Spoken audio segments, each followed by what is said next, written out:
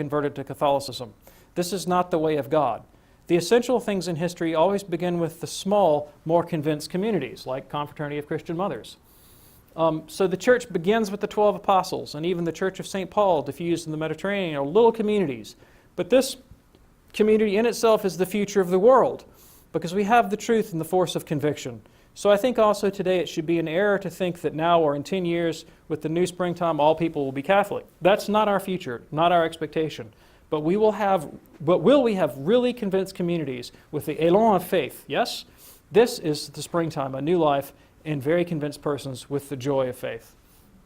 Cardinal Ratzinger to Raymond Arroyo.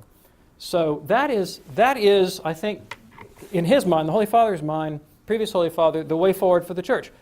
Precisely the kind of association you have here, a small, convinced community with strong and consistent Christian belief, providing that plausibility structure for the transmission of the faith. And we've seen in the life of the CCM in France how that can produce astonishing spiritual fruit, like the life of Thérèse of Lisieux, like the life of Elizabeth Lesueur, like the life of Dom Chotard, people who radically transformed the church in their day and throughout the world.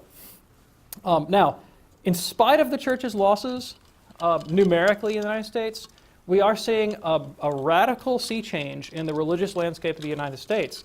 Joseph Bottom, the one-time editor of First Things, has been for years now writing a book that he hasn't finished that I can't wait to read, How Catholicism Replaced Protestantism as America's National Church, the Catholic Awakening. And more or less, the title tells you the thesis, that mainline Protestantism has vanished from the scene, vanished from significance in North America, precisely because of its loss of belief. As they have lost belief in their own creed, they've lost significance, and therefore they've lost members head over heels. All right? And what the Catholic faith has to offer is 2,000 years of unchanging Christian tradition that is bringing a real tidal wave of converts into the church, into these small Christian communities. I had the delightful experience last week of attending a baptism. My friend John Tidwell, who some of you all know, was having his fifth child, Samuel, baptized, and we were at the cathedral. And the Wrights were there, his godparents, Nathan Wright, and his family. John was there, my family was there. So between us, we had 5, 10, 16 children, another Catholic friend, 17. The only non-Catholic there was a grandmother. And Father Donahoe did the baptism. I looked at her and I thought, every single person in here is a convert. The priest is a convert, all the parents are converts, all the babies are converts. So actually the babies are not converts. They're cradle Catholics, right? They're the children of converts. And I thought, okay, this is like, this almost is a Catholic church right here. We got enough people, we could probably start a parish. And as you well know, this is happening. This is the future of the church.